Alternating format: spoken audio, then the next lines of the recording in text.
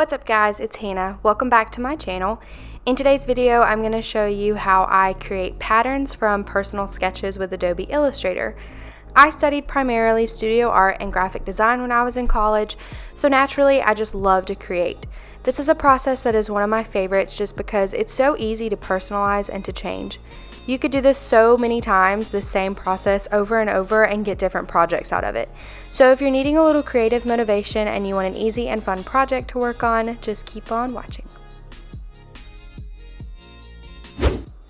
So for this pattern layout, I'm going for a floral pattern theme. And so to start off, I always need a little inspiration, so I go straight to Pinterest for that. You can type in something like floral sketches or flower sketches, and there are so many doodles and sketches that you can go through just to get some of those artsy juices flowing.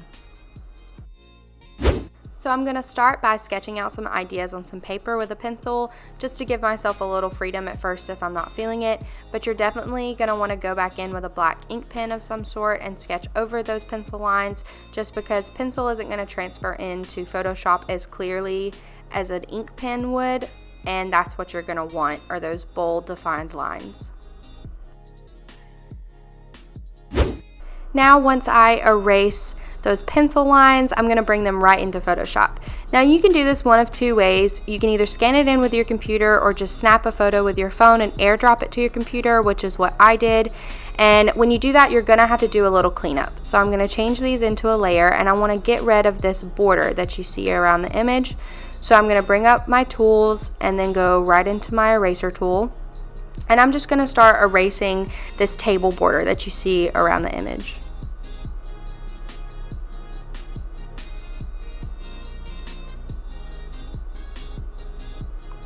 And after I'm done with this, I'm going to change the saturation of the photo so I'm just left with black, white, and gray colors in the image. So for that, I'm going to hit Command U. And it'll bring up this little saturation tool, and I'm going to slide the saturation all the way down. And then I'm going to bring up my levels with Command L. I'm going to take this little dude all the way to the right, and I'm going to slide him back to the left. It's going to make the whites in your image a lot brighter to make my paper seem wider. And if you lose a little bit of detail in your black lines by doing this, you can just take this little dude to the left and bring him back to the right. It's going to make those blacks a little bolder in your image. And then I'm just going to do the exact same thing to the second image that I have, and I'm going to save them onto my computer as Sketch 1 and Sketch 2. So now it's time to bring those sketches into Illustrator. So I'm just going to open up a new document and turn off my artboard so it's just one big white space for me to work on. I'm going to find those sketches that I just took out of Photoshop, and I'm going to place them right onto my artboard in Illustrator. And then my second one, I'm just going to put it right beside the first one. And I'm going to go up to the top, and I'm going to turn down the opacity on these images just so that when I get to my next step, it'll be a little clearer to see what I'm doing. And then I'm going to rename these in Illustrator so I just can see where they're at. So I've already started a little bit on my next step, but that is just adding in fill colors to your sketches. So you can do this with your pen tool or your pencil tool. It just kind of depends on how exact and precise you want this to turn out. I like it a little messier and sketchy, so I used the pencil tool with my Wacom tablet, and I'm just going over the basic shapes of these sketches that I did. And just a side note regarding your pencil tool, if you go up here to your little icon and double click it, it's going to bring up some options for you. Make sure that you're going to want to check this fill new pencil strokes and uncheck keep selected. And then for the clothes paths, you're going to want that to end within 20 pixels, not 15. And your fidelity up here at the top, make sure you slide that all the way to smooth. These options are going to work a lot better for this specific project. Now this is a good time that you're going to want to start thinking about your color palettes. These are just some colors that I thought looked really pretty together.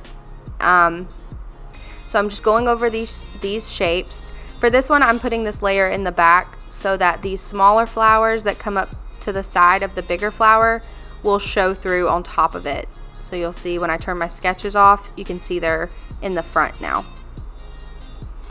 So yeah, I'm just gonna fill in all of my sketches.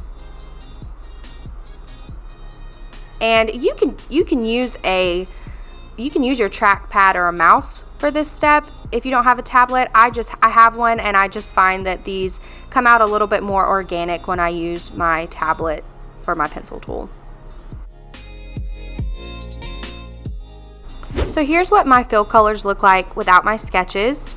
I'm going to turn those back on just so I can move them out of my way. So I'm going to select those sketches and I'm going to bring them down so that I'm just left with my fill colors and my sketches separately.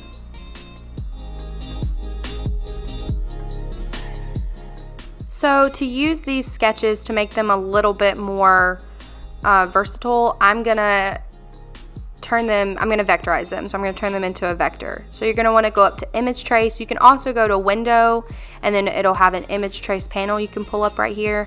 I'm gonna turn mine into a black and white logo, and with that you lose a little bit of the detail in these black lines. You can hit ignore white since it's just a black and white image. We just need the black, and it'll fix that for you. You can also bring up the threshold right here. It'll make those lines a little thicker. That was a little too thick for me, so I'm just gonna bring that threshold back down a little bit because I'm going for more of a sketchier look. So that's good right there. And then I'm just gonna do the exact same thing to that second image.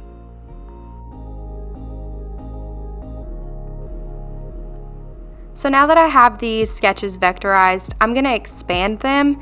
So it's going to show me all of my anchor points. That way when I ungroup all of these sketches, I can move them around one by one. So if you see here, I'm going to select this and it's grouped together in one big group. Now I can hit Shift Command G and then move them around separately.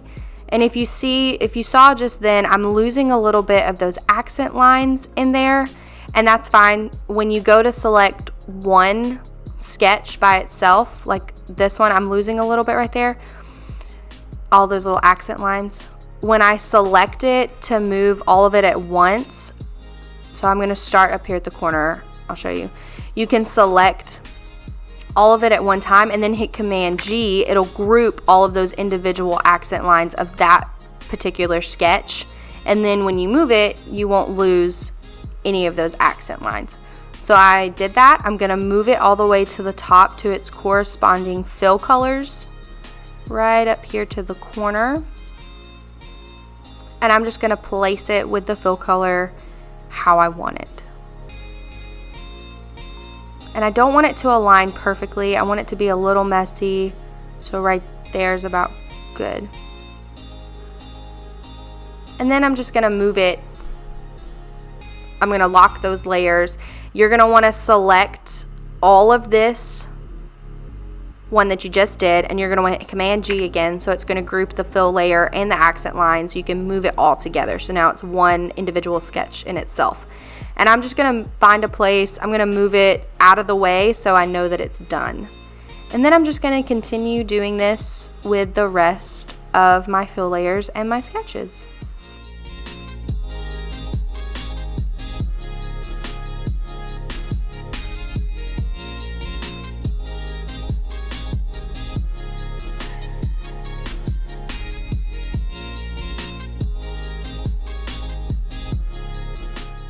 Okay guys, this is my last sketch and fill color, and this is my final collection of my fill colors and all of my sketches.